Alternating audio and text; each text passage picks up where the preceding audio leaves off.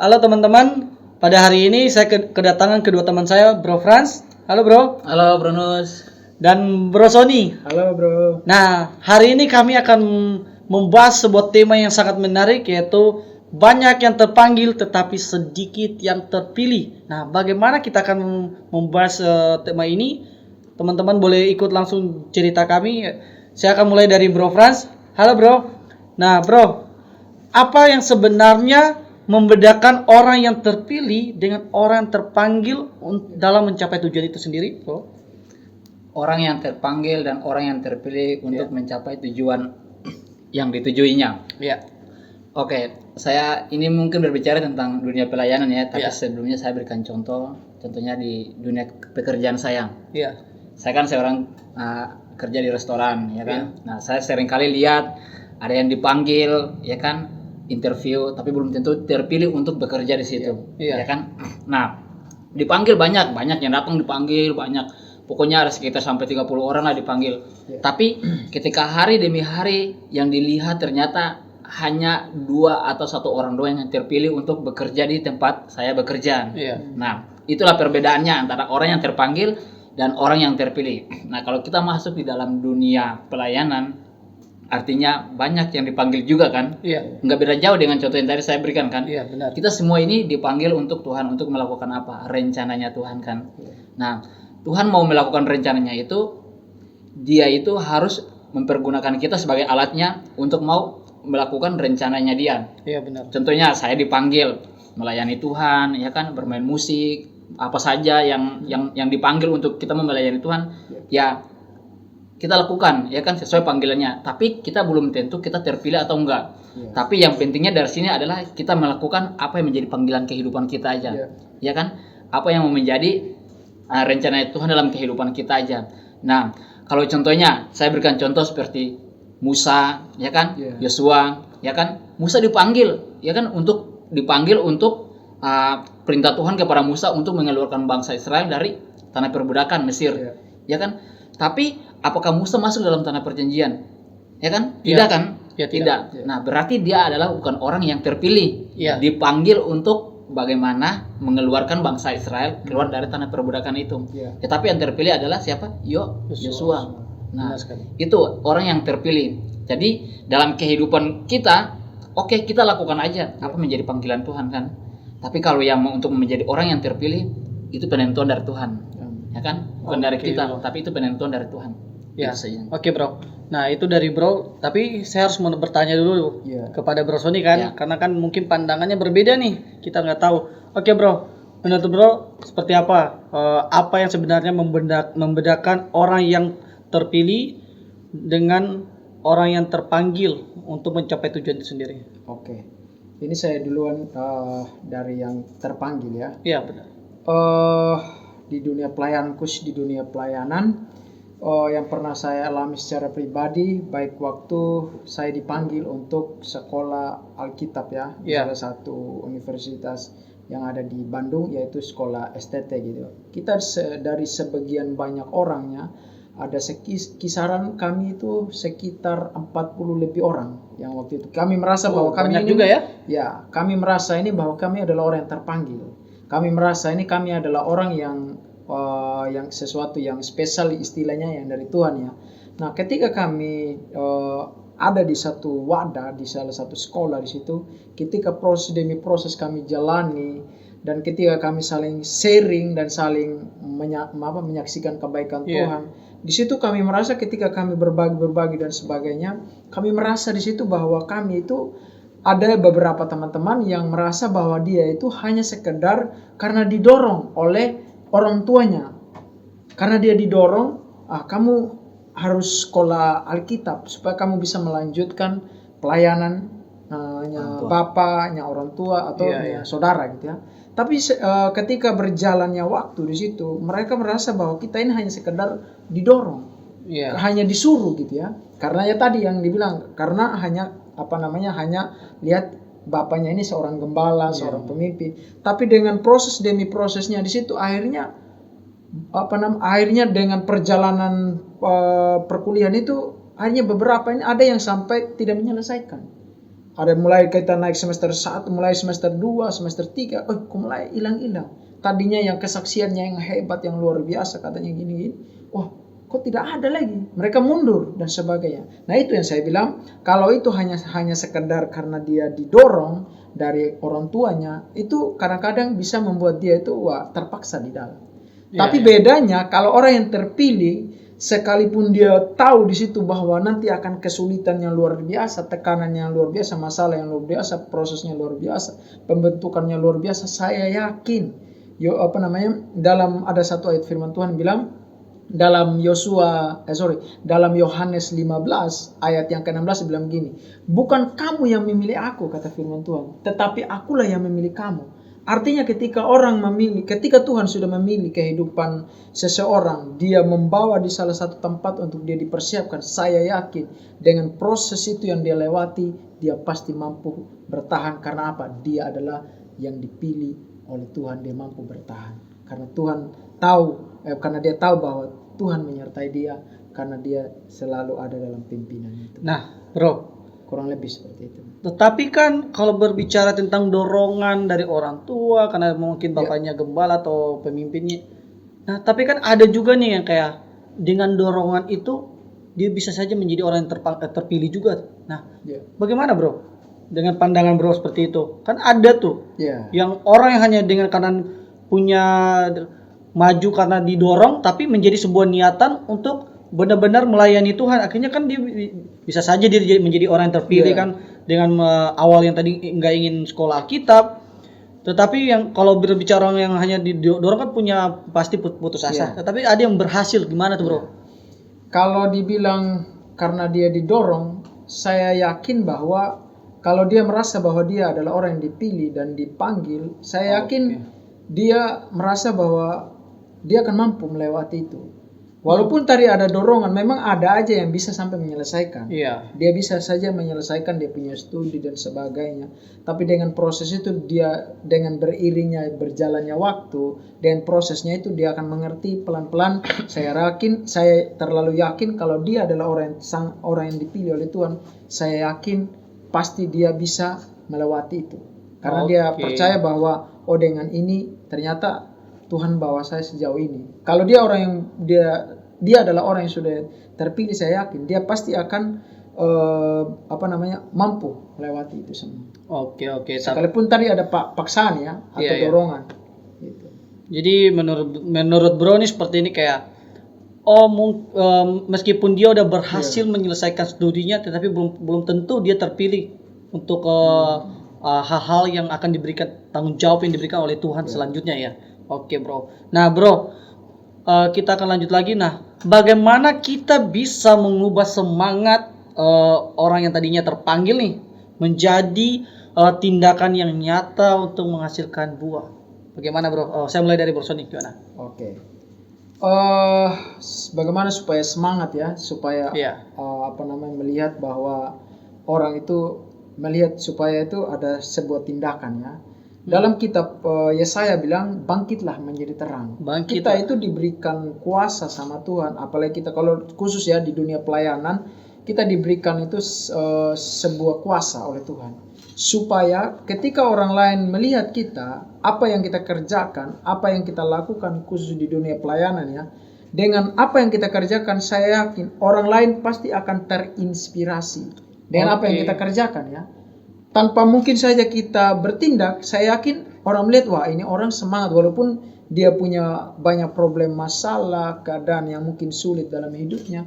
Tapi saya yakin ketika dia punya semangat, dia kayak kalau kita dalam dunia dalam dunia pekerjaannya, kalau dia produktif dan dia bekerja semangat di dalam pekerjaannya, baik dia kerja buat dia punya istilahnya dia pendiri sendiri atau perusahaan, saya yakin ada nilai tambah yang akan perusahaan berikan. Ada nilai poin plus yang akan diberikan oleh pemimpinnya. Jadi memang kita harus semangat supaya ada sesuatu tindakan yang nyata itu ketika orang lain melihat. Mungkin saya bertanya dulu ke Bro Frans. Bro, gimana?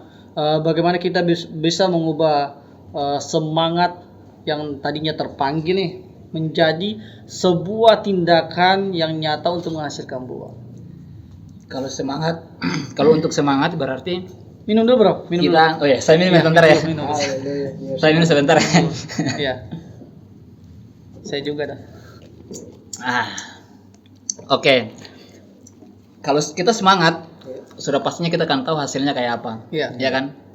Kalau kita malas, berarti tidak akan menghasilkan buah. Ya kan? Iya. Kalau semangat pasti menghasilkan buah. Nah, tergantung dari kita mau semangat atau tidak. Nah, kalau kita punya semangat, kita harus mengerjakan apa yang menjadi motivasi dalam kehidupan kita. Contohnya, saya punya tujuan, saya harus berkarya dengan baik, ya kan? Saya harus punya tujuan untuk memenuhi apa yang menjadi keinginan saya, supaya saya bisa menghasilkan buah, supaya orang lain juga seperti yang Bro Sony bilang bisa terinspirasi dari kehidupan saya. Nah, contohnya kan banyak kan kita lihat pengusaha-pengusaha, kita kalau nonton video-video mereka kan juga kan kita wah terinspirasi, ya kan? Nah, kita tahu proses mereka, ya kan? Nah, kalau kita mau mengalami yang namanya buah dalam kehidupan kita, apalagi dalam dunia pelayanan, ya kan? Berarti kita harus lewati juga proses-proses. Kita tidak, kalau melewati proses, tanpa melewati proses tidak akan kita lihat buahnya kayak gimana, ya kan? Kalau kita tidak melewati hal proses itu, berarti kita rasa wah tidak ada dampaknya bagi orang lain, karena kita hidup di dunia ini harus memberi buah, ya kan? Nah, ada buah yang tidak baik, ada buah yang baik, ya kan? Nah, kalau buah yang baik sudah pastinya orang akan lebih menikmati, ya kan? Orang akan lebih menikmati buah yang kita miliki manis, contohnya kan. Kalau buah asam, ngapain orang mau menikmati lagi? Udah makan gigit dikit depan ujung mulut aja udah nggak enak karena asam. Tapi kalau buah manis, nah yang Tuhan mau ini buah manis dalam kehidupan kita, ya kan? Supaya orang lain bisa merasakan wah buah ini manis, ya kan? Dan bisa menikmati. Tapi bro gini, ada juga tuh ada orang yang senang maunya yang instan aja, mau menikmati ya yang di istilah kata tadi bro bilang yang buahnya buah yang tidak baik, artinya asam lah. Mereka tetap mau aja menikmati buah asam itu tanpa ingin yang manis. Nah menurut bro gimana itu? Yang mau instan ya, kalau instan seseorang yang mau menikmati buah tapi secara instan saya rasa tidak akan bertahan. Iya, tidak akan karena instan. Tapi kalau yang melewati proses akan abadi. Akhirnya dia tahu bagaimana proses-prosesnya dia akan jadi setiap masalah datang dia hadapi dengan baik. Ya kan? Dia hadapi dengan baik, tidak ikut jalan pintas. Iya kan? Benar. Tapi dia tahu bagaimana prosesnya dia. Dia tahu gimana Tuhan akan sertai dia, yang tadi seperti Brother Sony ngomong, kalau dia tahu Tuhan akan sertai, sudah pastinya dia akan tetap menikmati proses itu. Nah, kalau sudah menikmati proses, otomatis buah yang proses yang dia alami itu akan muncul buah. Ya kan? Nah, buah yang itu manis itu yang akan nanti orang akan merasakannya. Tapi kalau orang yang secara instan mau langsung instan untuk kesuksesan, ya sudah pastinya berarti tidak akan tahan lama, karena instan, tidak melewati proses. Nah, dan seperti orang kayak gitu pasti akan mengalami, waduh, proses datang protes lagi, ya kan? Proses datang protes lagi. Tapi kalau orang yang sudah menghadapi proses-prosesnya, ya udah datang, kita nikmati aja prosesnya itu. Jadi mau menghasilkan buah itu tidaklah gampang. Harus lewati proses demi proses dulu. Harus semangat juga kan? Iya, harus semangat. Dengan semangat, kalau nggak semangat yang nggak mungkin kita bisa melewati proses itu sendiri kan. Jadi pandangan dari bro berdua ini ya proses yang dibutuhkan lah untuk mencapai sebuah tujuan atau untuk mendapatkan hasil yang baik itu sendiri. Oke bro. Nah, peran apa yang dimainkan oleh lingkungan dan dukungan sosial dalam membantu seseorang untuk mencapai panggilan mereka bro? Menurut Bro Frans gimana? Lingkungan dan sosial. Nah, itu untuk mencapai panggilannya. Terkadang kan gini bro, di luar itu akan berbeda dengan di dalam. Jadi itu faktor-faktornya mungkin akan berbeda kan yang terjadi. Nah itu menurut bro seperti apa? Sebenarnya kalau dari luar, saya rasa itu tantangannya kurang begitu kurang begitu bertentangan. Kurang bertentangan dari luar. Contohnya kalau dari dalam itu adalah hal yang paling bertentangan menurut saya ya. Menurut saya nih. Nah, seperti apa itu bro? Nah, menurut saya contohnya kita dalam satu komunitas contohnya. Kalau orang dari luar ngomong kayak kita rasa ya udah biasa aja. Tapi kalau sesama kita yang sudah kita kenal masing-masing, ngomongnya yang tidak baik buat kita. Nah, itu kan tantangan dalam kehidupan kita menghadapinya bagaimana. Nah, itu akan merasa sakit pasti. Karena kita sudah saling ini tapi tiba-tiba ngomongnya kayak gitu. Nah, tapi kalau untuk secara lingkungan dalam kehidupan kita harus perlu yang namanya bersosial. ya kan, supaya saling mendorong juga. Oke. Saling mendorong, artinya saling mendorong untuk hal yang baik, bukan secara paksaan, Iya. tetapi saling mensupport supaya bagaimana kita memenuhi panggilan tersebut. Iya. Ya kan, supaya kita bisa memenuhi apa yang menjadi panggilan dalam kehidupan kita. Nah, kalau kita tidak saling membutuhkan antara bersosialisasi dengan yang lain, otomatisnya kita rasa wah kita jago, ya kan, kita tidak butuh siapa-siapa gitu. Tapi kalau menurut saya kita harus saling membutuhkan, saling mendorong, saling mensupport supaya panggilan apa yang menjadi dalam kehidupan kita kan juga butuh yang namanya senior ya kan. Kita harus yang butuh yang namanya kakak rohani kita. Iya, Untuk apa? benar. Untuk mensupport kita, menasihati kita, ya kan? Untuk apa lagi? Membuat kehidupan kita supaya berjalan sesuai apa yang menjadi panggilan Tuhan dalam kehidupan kita. Nah, kalau kita tidak membutuhkan orang-orang seperti itu, kita akan salah jalan. Kita akan keluar dari yang mana panggilan Tuhan yang akan Tuhan tuju dalam kehidupan kita. Tapi kalau kita butuh mereka yang mereka sudah juga mengalami pengalaman dengan Tuhan, ya kan? Kita butuh mereka yang seperti mereka juga sudah mengalami apa yang Tuhan kerjakan dalam kehidupan mereka. Sudah pasti juga mereka akan menuntun kehidupan kita sama seperti pengalaman yang mereka alami Oke, dalam siap. kehidupan mereka. Oke bro, mungkin saya bertanya dulu ke Bro Sony mungkin Iya. akan berbeda karena tadi Bro Frans berkata bahwa mungkin faktor di luar, faktor lingkungan luar itu mungkin Iya. kurang memberikan tantangan atau kurang inilah ke dianya sendiri. Nah karena dia bilang bahwa menurut dia itu yang lebih bertantangan itu adalah faktor di dalam, artinya dalam berkomunitas. Nah itu menurut Bro gimana? Apakah berbeda dengan Bro Frans tentang pandangan itu? Oke, lingkungan ya. Memang kadang-kadang di dalam satu lingkungan itu kadang-kadang bisa mempengaruhi kita ya. Iya. Bisa mempengaruhi kita kepada hal yang baik dan kepada hal yang buruk juga. Oke. Dan kenapa di dalam satu lingkungan itu kita perlu yang namanya lingkaran-lingkaran yang positif. Kalau saya memberikan sebuah contoh aja, dalam hal produktif aja. Contoh, mungkin orang itu dia tidak bisa dalam hal multimedia, dalam dalam media lah istilahnya gitu ya. Iya. Tapi dengan satu orang kayak contoh, dia tidak mengerti tentang musik aja lah atau main gitar dan sebagainya. Tapi dengan kehadiran satu orang itu, kalau dia punya tujuan dan dia punya niat yang bagus, dia bisa merangkul seseorang itu supaya bisa bisa dia belajar. Di situ akan ada dampak sesuatu hal yang positif yang dia akan belajar, saya rasa. Dan ketika dia memutuskan untuk mau ajar satu orang itu untuk supaya dia dilatih jadi supaya bisa mahir dalam main musik, saya rasa kalau dia mau dibentuk di situ dan dia mau ikut belajar dan sebagainya, saya rasa dia akan rasa bahwa kalau khusus di dunia pelayanan ya, kalau dia mau supaya dia itu terjun di dalam dunia atau terlibat lah istilahnya di dunia pelayanan, saya rasa ketika dia sudah diajar di situ, dia sudah diarahkan, dididik, dibina di situ dan dilatih main musik dan sebagainya, saya rasa lewat kehidupannya dia nanti dia bisa saja tergenapi apa yang menjadi janji Tuhan dalam kehidupan dia. Bisa saja main musik di dalam dunia pelayanan, Bisa menjadi motivasi juga. bisa menjadi motivasi, istilahnya timbal balik lagi nanti. Dia nanti tadinya dia bilang, dulunya saya nggak bisa main musik dan sebagainya, tapi karena ada saya punya mentor tadi seperti yang disinggung oleh brother kita, Bro Frans, dalam perjalanan kehidupan ini kita perlu yang namanya orang lain, butuh teman, sahabat, supaya kita saling melengkapi di dalam. Supaya orang lain, kalau saya mau kaitkan dengan salah satu tokoh yang luar biasa yang tadi yang sempat disinggung bahwa Yosua dan Kaleb, lewat kehidupan Yosua, Kaleb digenapi, maksudnya Kaleb itu diberikan pasangan hidup di umur kurang lebih 85 tahun. Tuhan karuniakan pasangan hidup dalam hidupnya. Berarti dalam kehidupannya Yosua dia tidak mau melangkah sendiri, dia butuh orang lain. Sekalipun yang 10 pengintai itu mereka sudah menyerah. Tapi yang luar biasanya dalam perjalanan kehidupan ini kita perlu yang namanya orang lain bisa menginspirasi kita supaya kita tetap ada di dalam, supaya tergenapi apa yang menjadi janji Tuhan dalam kehidupan kita. Hidup kita ini harus jadi warna, jadi garam. Iya, harus jadi berkat bagi orang di sana.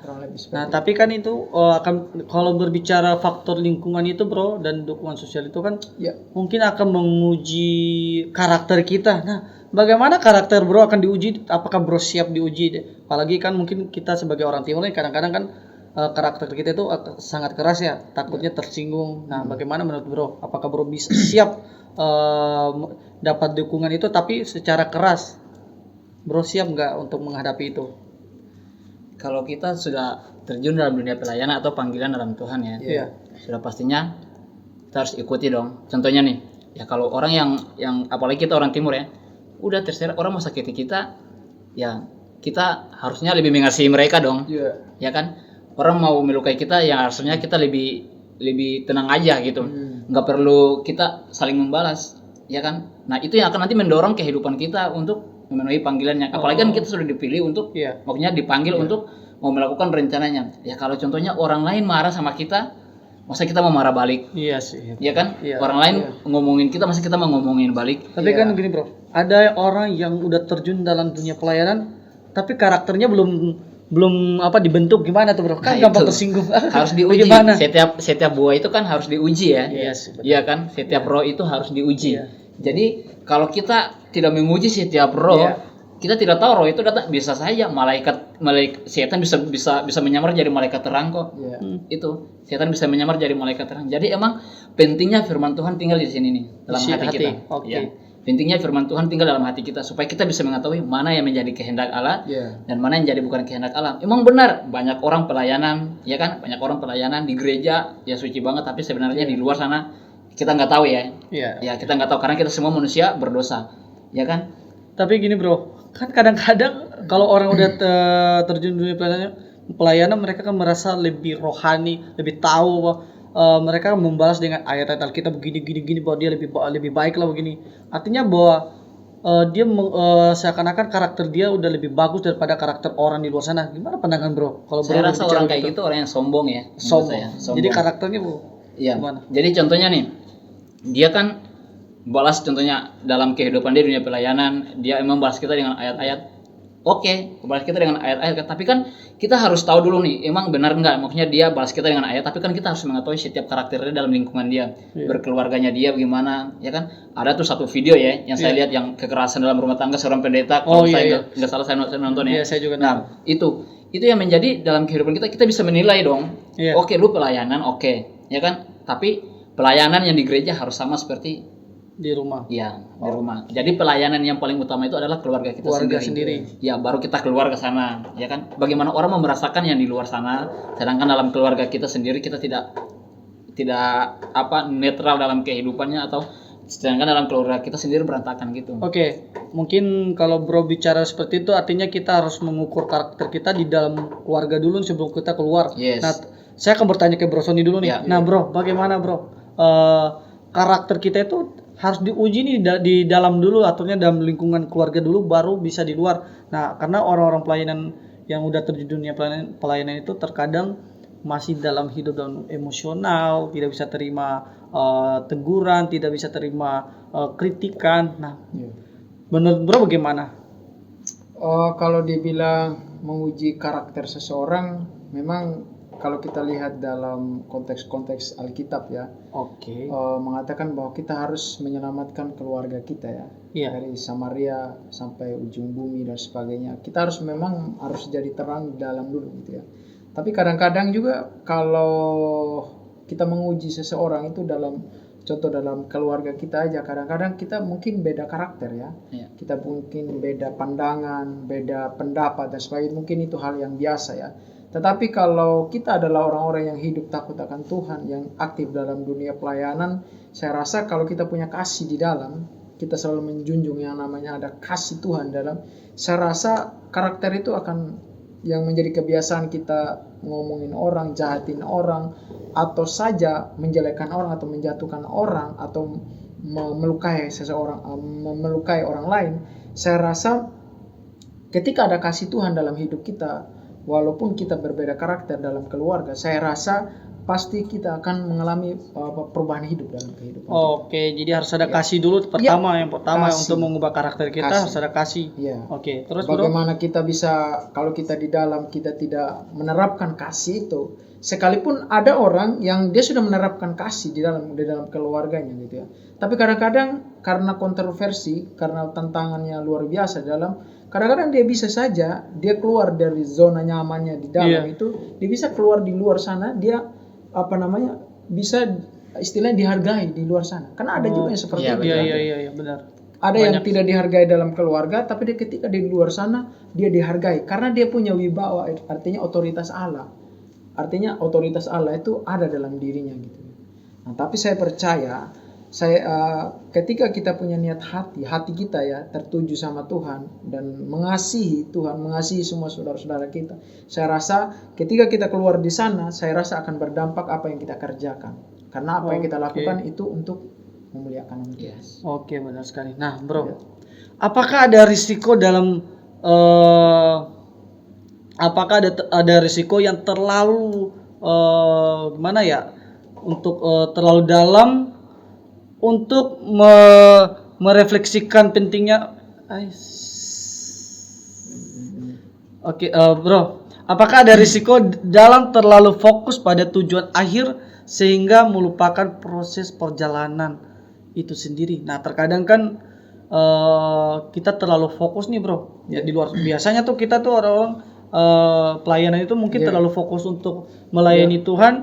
Kita lupa bahwa proses awal kita tuh bagaimana. Nah, menurut bro gimana? Apakah ada risiko? Saya rasa dalam setiap tantangan hidup pasti harus kita lewati. Oke.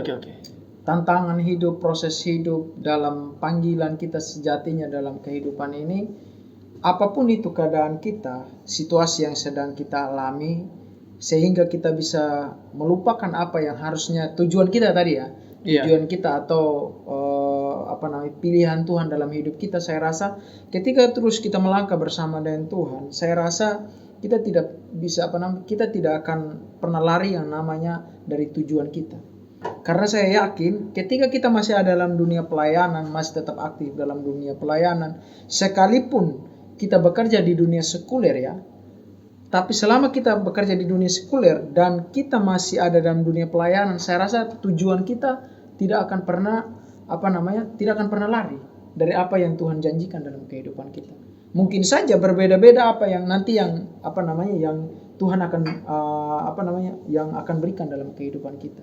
Tapi saya yakin bahwa ketika kita melangkah terus bersama dengan Tuhan, beriringan dengan Tuhan, saya yakin suatu saat nanti kita akan melihat bahwa ini tuh Tuhan mau. Ini loh yang Tuhan mau dalam kehidupan. Nah, saya pun secara pribadi, walaupun saya aktif dalam dunia pelayanan dan sebagainya, saya juga masih bertanya-tanya, Tuhan, apakah ini maunya Tuhan atau gimana? Berarti bro masih merasakan ada risiko-risiko yang terjadi gitu, yang kayak takutnya kan ada yang melupakan proses-proses yang dia hadapi, tapi dia menikmati apa yang dia udah merasakan kehidupan nyaman itu sendiri, bro. Ya, itu risiko harus kita harus hadapi. Dengan apa? Kalau kita hadapi itu dengan suatu supaya kita dibentuk, supaya kita lebih bijaksana lagi, saya rasa itu akan membuat kita lebih maksimal lagi, bijaksana lagi. Tapi kita harus tetap lewati itu. Risiko tantangan itu kita harus lewati. Karena saya yakin di tokoh-tokoh yang ada dalam Alkitab, mereka diproses bukan hanya 1 hari, 2 hari, 3 hari, atau 1 tahun, 2 tahun, bukan, bertahun-tahun. Dibentuk mereka menjadi orang yang hebat, yang luar biasa, pemimpin yang hebat. Kita pun dalam kehidupan ini harus begitu.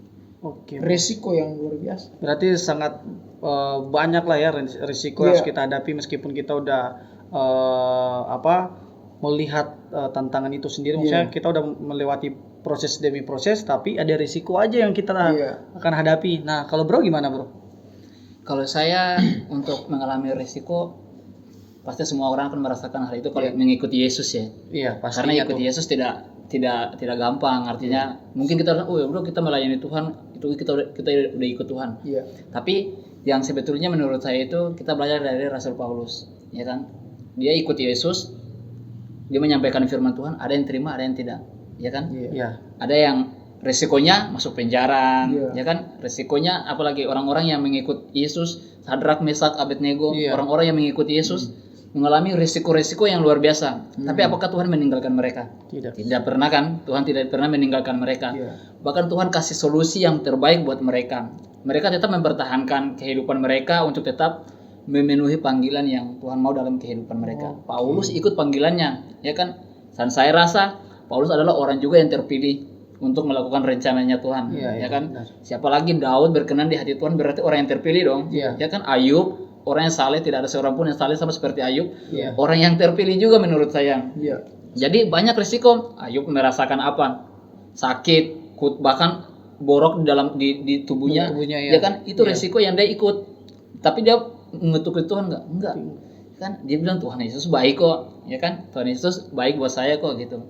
Nah, kalau kita ikut Tuhan terus, ya mungkin dalam saat-saat ini kita mungkin mengalami, maksudnya masih ada dalam zona nyaman ya. Iya. Tapi bagaimana nanti kalau kita mengalami zona yang tidak nyaman, kita harus percaya bahwa Tuhan siap untuk bekerja untuk kehidupan kita. Nah, tapi kan bro gini, ada tuh yang udah merasakan zona nyaman tapi melupakan proses yang dihadapi. Tetapi risiko yang kedepannya itu kayak mungkin menyombongkan diri, ya kan, merasa bahwa udah lebih hebat tapi dia lupa bahwa dia pernah berada di titik bawah. Nah, menurut bro bagaimana itu? Ya kita tidak boleh lupa ada yang dari titik bawah juga. Karena kita semua kalau mau melakukan sesuatu atau mau menyampaikan, atau kita kalau mau menjadi seseorang yang sukses itu, sudah pastinya kita harus dari nol kan. Iya, pasti. Tidak mungkin langsung jebret, instan atas langsung, tidak kan. Semuanya harus dari nol. Nah, dan itu pun harus kita ingat. Karena kalau kita tidak ingat hal itu, seperti bro tadi bilang, kita sombong artinya. Iya, paling ya kan? kayak merasa lebih hebat lah ya. Nah, padahal kita tidak tahu bahwa itu semua datang dari pertolongan Tuhan. Oke. Iya kan? Iya. Itu datang dari pertolongan Tuhan. Nah, kalau kita merasakan bahwa saya ini kuat kok, saya tidak butuh Tuhan, ya kan? Kadang-kala kan dalam kehidupan kita orang-orang yang sukses ya, saya punya segalanya, ya kan? Saya punya semuanya, tidak perlulah saya butuh Tuhan. Tuhan juga tidak bisa bikin apa-apa, kalau contohnya gitu ya. Pasti ada orang-orang berpikiran hal seperti gitu. Tapi bagaimana kalau kita orang-orang yang mengerti bahwa dulunya kita tidak bisa, ya kan? Dulunya kita yang adalah sampah, Iya. Tuhan ambil, Tuhan proses menjadi hal yang luar biasa. Oh, Ya kan? Nah, itu yang harus kita ingat. Ya kan? Sehingga dalam kehidupan kita yang harusnya kita mati, binasa, dimurkai oleh Tuhan. Tuhan ambil kita, pindahkan ke tempat yang dia senang malah, yang dia sayang sama kita gitu. Oke, jadi menurut bro itu ketika kita ada menghadapi risiko kedepannya, kita harus jangan lupa kebaikan Tuhan gitu lah ya. Yes. Artinya proses-proses yang kita udah alami dari awal sampai sekarang ini, kita jangan lupa Tuhan itu saja. Iya, itu. Oke bro. Nah, Karena itu kan kunci keberhasilan kita juga kunci ya dari keberhasilan Tuhan ya. karena Tuhan. Iya. Oke bro, benar sekali. Nah bro, bagaimana kita bisa menghadapi kegagalan dan tetap termotivasi untuk orang luar di sana? Oke. Bagaimana ya supaya Iya. termotivasi menghadapi kegagalan ya? Iya. Dalam setiap kehidupan manusia yang namanya gagal pasti harus dilewati. Oke. Manusia tidak ada yang mungkin tidak gagal. Justru lewat kegagalan itu adalah suatu batu loncatan supaya kita belajar ya. Yang dulunya mungkin kita pernah gagal dalam pekerjaan, dalam pelayanan. Banyak orang juga yang gagal dalam pelayanan. Banyak orang yang sudah dipercayakan sama Tuhan yang di dalam pengerja dan sebagainya, justru karena dia kekecewaan di dalam dunia pelayanan ya, dia mungkin kecewa sama pemimpinnya, sama pengerjanya, sama teman rekan sepelayanannya, tapi kembali lagi bahwa mungkin kita pernah gagal dan sebagainya, tapi tidak membuat kita menjauh dari Tuhan. Jangan jadikan sebuah alasan itu untuk kita tidak mau melayani Tuhan. Justru itu hal yang keliru dalam hidup kita. Bagaimana kita mau bangkit kembali? Yaitu kita harus mendekatkan diri sama Tuhan. Selama ini apa yang saya lakukan? Apakah ini berkenan atau gimana? Gitu ya. Bagaimana supaya orang lain bisa termotivasi? Ya tadi kita bangkit. Kita belajar dari kegagalan kita. Tuhan tidak pernah memberikan kita itu, kalau saya mau berikan contoh, Tuhan tidak pernah memberikan kepada dalam kehidupan manusia itu titik. Tapi selalu ada koma. Oke. Kalau ada koma, artinya dalam perjalanan kehidupan kita terus harus melangkah. Melangkah dan melangkah. Maju artinya kita belajar bahwa Tuhan tidak pernah membiarkan kita sendiri. Roma 8 ayat 31 bilang begini, jika Allah di pihak kita, siapakah lawan kita? Sekalipun orang di sekitar kita meninggalkan kita, pemimpin kita meninggalkan kita, orang-orang di sekitar kita meninggalkan kita, sahabat kita, bahkan itu orang tua kita dan siapapun itu. Tapi kalau kita mau melangkah bersama dengan Tuhan, saya yakin walaupun kita dikatakan gagal dan sebagainya, kita punya Tuhan yang hebat. Yes. Tapi gini bro, ada yang bilang bahwa dia gagal mungkin karena ada orang-orang sekitar dia Ya. yang membuat dia gagal. Akhirnya dia merasa bahwa mental dia jatuh karena mungkin mental dia dijatuhkan lah. Akhirnya dia gagal untuk memberikan motivasi kepada orang luar sana karena yang tadinya semangat nih memberikan ayat firman Tuhan, ya kan? Ada yang semangat untuk sharing firman Tuhan. Tetapi dengan adanya orang-orang yang kayak mungkin hidup dalam dunia pelayanan juga, ya kan? Tetapi langsung mengkritik dia bahwa kamu gini-gini. Akhirnya mental dia yang tadinya dia semangat untuk menjadi motivasi bagi orang di luar sana dengan memberitakan firman Tuhan, akhirnya dia mental dia jatuh, akhirnya dia nggak mau lagi melayani Tuhan. Gimana tuh bro? Menurut bro? Saya rasa itu sebenarnya itu sebagai batu loncatan sebenarnya. Sebagai batu loncatan. Ngapain kita harus dengar? Kalau itu adalah kritik yang baik, ya ambil. Iya, betul. Kalau itu kritik yang kurang membaik, ngapain harus diikuti kan? Oke. Itu aja. Intinya kalau kita orang yang hidup di dalam dunia pelayanan, tetap tahu bahwa memang harus ada orang seperti itu. Iya. Supaya kita tahu bisa membedakan mana teman yang baik, mana teman yang tidak baik. Bukan berarti teman yang tidak baik kita tidak berteman dengan mereka. Kita tetap berteman dengan mereka. Dalam hati kita tetap memberkati mereka, tetap mendoakan mereka. Sekalipun kritik itu adalah kritik yang sangat pedas dalam hidupnya, dalam mungkin buat dia down secara manusia, pasti kita hal yang wajar. Kalau kita dikritik, wah kamu ini sok suci dan sebagainya, Iya. sebagainya itu hal yang wajar. Tapi bagaimana kalau orang yang dewasa di dalam dunia pelayanan, di dalam dirinya sendiri, kalau dia dewasa, saya rasa biasa-biasa aja sih. Biasa. Yang dia dengar, ya udah istilahnya bahasanya masuk telinga kiri, keluar telinga kanan gitu ya. Oke, Kalau bro. itu hal yang baik, gas terus gitu. Oke bro, Gas terus, mungkin saya akan bertanya lagi kepada Bro Frans nih, mungkin dia akan berbeda pendapat lagi. Iya. Nah bro, bagaimana kita bisa menghadapi kegagalan dan tetap termotivasi untuk mencapai tujuan bagi orang luar sana? Kalau menurut saya itu kegagalan itu bukan akhir dari segalanya. Oke. Dan keberhasilan itu bukan tujuan akhir. Oke. Ya kan, bukan tujuan akhir. Nah, kenapa kita kadang-kadang Tuhan kasih kita gagal supaya kita mengerti, ya kan? Iya. Bagaimana kamu punya proses itu, kamu bisa mengandalkan Tuhan dalam kehidupan. Heeh. Nah, dan kita juga bersyukur kalau ada orang-orang yang membuat kita gagal. Pokoknya kita juga bersyukur ada orang itu sehingga kita juga bisa mengerti, kita bisa belajar dari apa yang menjadi kegagalan dalam kehidupan kita. Kita bisa koreksi hati kita, apa yang bikin gagal, ya kan? Atau kalau ada orang luar sana juga yang menggagalkan kehidupan kita, saya rasa Tuhan tidak tinggal diam dong. Kalau ada yang menggagalkan kehidupan kita, apalagi untuk mau menggenapi rencananya, atau apalagi untuk mau memenuhi panggilannya, saya rasa Tuhan tidak akan membiarkan hal itu terjadi.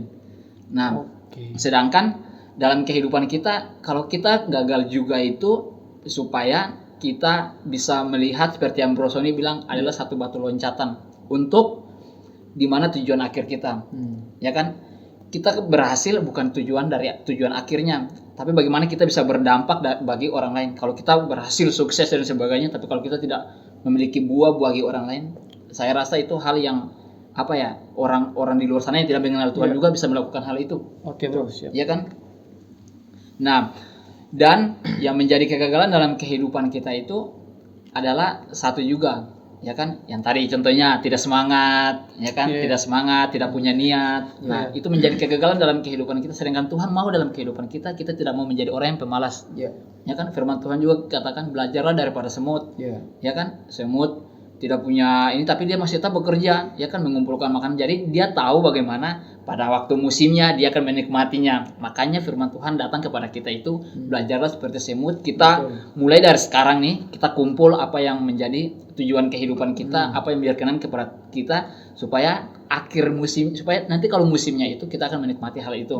Nah, jadi dalam kehidupan kita untuk mengalami kegagalan itu berarti kita juga butuh yang namanya orang-orang di sekitar kita juga untuk mensupport kita, ya kan? Kalau contohnya dalam kehidupan kita, komunitas kita kan, kita harus ada dalam komunitas supaya orang juga saling mensupport kita, ya kan? Supaya kalau kita gagal terus tidak ada yang mensupport kita juga kan kita jadi rasa kayak Iya. ya kan down juga. Tapi kalau kita percaya bahwa sekalipun orang tidak mensupport kita, tapi kalau dari saya Tuhan pasti tetap mensupport saya. Oke bro. Nah tadi bro Sony bilang bahwa kegagalan bukan alasan untuk tidak melayani Tuhan. Iya. Dan bro juga bilang apa tadi? Kegagalan bukan Kegagalan akhir. bukan akhir dan Dari keberhasilan bukan Akhir akhir tujuannya. tujuan.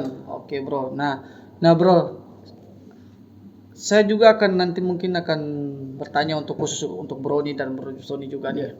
Nah, apa yang Bro anggap sebagai panggilan dalam hidup Bro sendiri? Yang dianggap sebagai Iya, panggilan dalam ini kita hidup saya. kita berdiskusi supaya mungkin teman-teman kita di luar sana mungkin bisa termotivasi dengan apa yang Bro bisa katakan bagi mereka. Kalau apa yang dianggap sebagai panggilan dalam kehidupan saya ya, Iya. saya rasa panggilan dalam kehidupan saya itu ya mungkin contohnya dari latar belakang saya kan seorang ya sekolah teologi juga ya. Mungkin saat ini saya tidak menjadi seorang gembala. Mungkin dalam kehidupan teman-teman di luar sana mungkin berpikir bahwa kau sekolah teologi harusnya kau full time dong, ya kan dalam pelayanan full time dong, nggak boleh di dunia sekuler, enggak. Tapi yang saya mau apa yang teman-teman jalani saat ini, ya kan apa yang teman-teman terpanggil saat ini bekerja di mana, ya kan ada di pekerjaan mana. Saya rasa kalau kita jalani dengan benar, ya kan kalau kita punya fokus kepada Tuhan dengan benar, walaupun dalam dunia sekuler ya, saya percaya bahwa itu panggilan kita juga.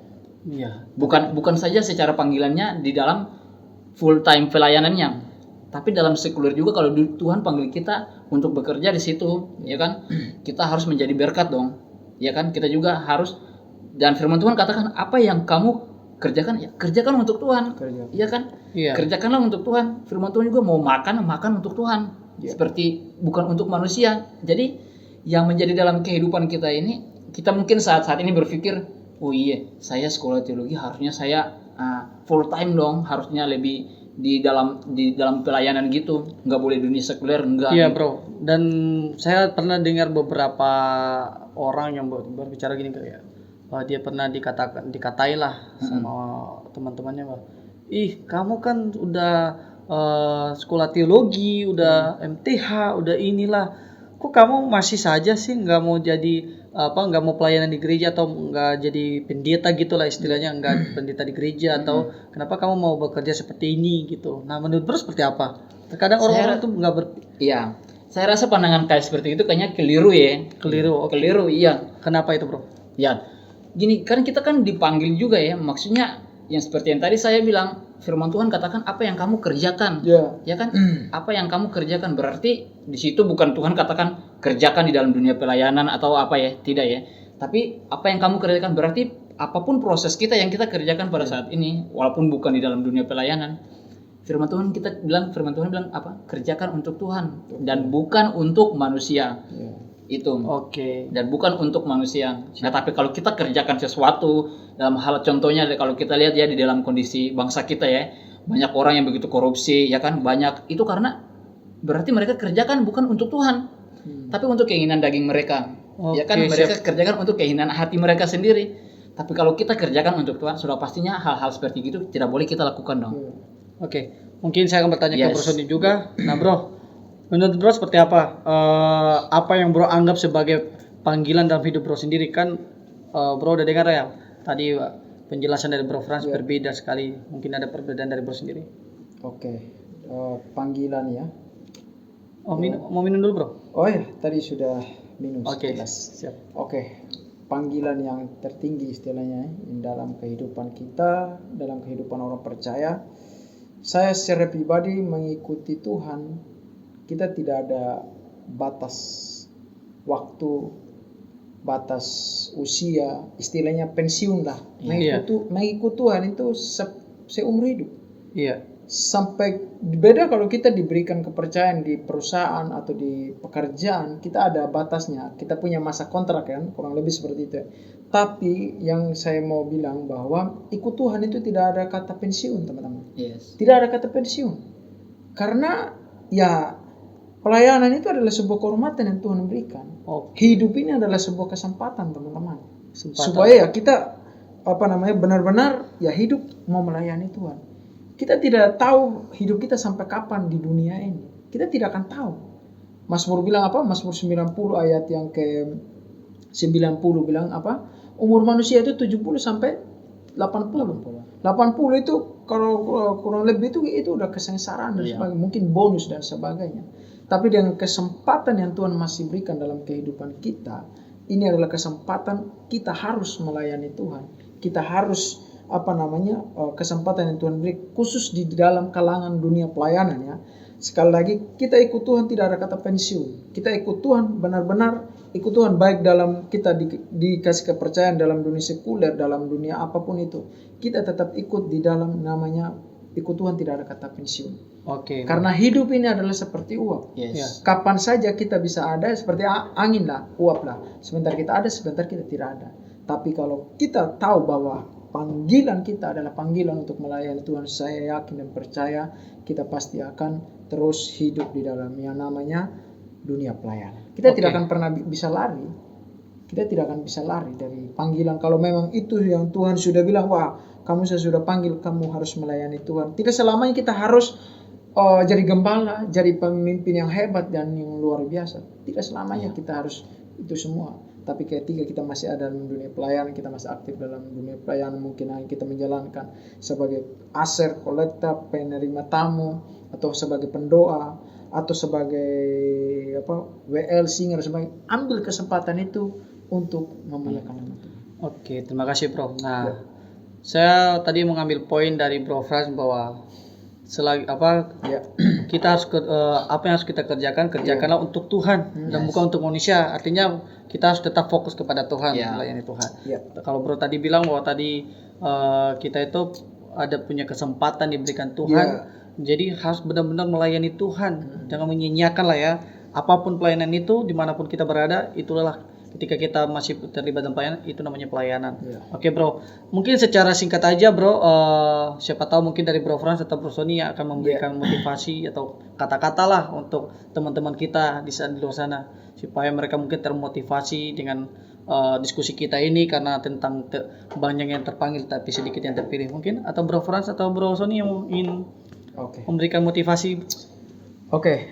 Dari saya secara pribadi, anak-anak muda dimanapun teman-teman semua berada, jangan pernah tinggalkan Tuhan. Cintailah Tuhan di masa mudamu dan cintailah dirimu sendiri. Saya yakin ketika ada dua hal yang dalam diri teman-teman, cintailah Tuhan di masa mudamu dan cintailah dirimu sendiri, dan saya yakin Pengkhotbah 12 ayat 1, ingatlah penciptamu di masa mudamu. Dan ambillah setiap kesempatan ini untuk melayani Tuhan, memuliakan Tuhan dengan kesempatan yang Tuhan berikan. Baik dalam dunia apapun itu, yang kepercayaan yang Tuhan kasih. Dalam dunia pekerjaan, dalam dunia pekerjaan sekuler, bisnis apapun itu. Ambil itu kesempatan untuk memuliakan nama Tuhan. Kapan lagi kita bisa berbuat baik kalau bukan hari ini dan seterusnya. Semoga apa yang kita sudah bagikan pada hari ini boleh memberkati kita semuanya. Oke, terima kasih Bro. Oke teman-teman, Bro Sony sudah memberikan motivasi bagi kita semua, bagi teman-teman juga, bahwa kita benar-benar harus mencintai Tuhan di masa muda kita. Bahkan sampai kita tua pun kita harus tetap mencintai Tuhan, supaya kelak apapun terjadi Tuhan tetap menjaga, melindungi kita. Terima kasih. Oke Bro, terima kasih. Mungkin sampai sini saja podcast kita, dan saya akan menutup podcast hari ini. Oke teman-teman, terima kasih yang sudah mengikuti diskusi kami bertiga. Tuhan Yesus memberkati. Semoga ini bisa menjadi berkat bagi teman-teman, bisa menjadi motivasi bagi teman-teman, supaya teman-teman bisa tahu bagaimana teman-teman bisa melayani Tuhan yang sebenarnya. Oke, Tuhan Yesus memberkati teman-teman. Shalom.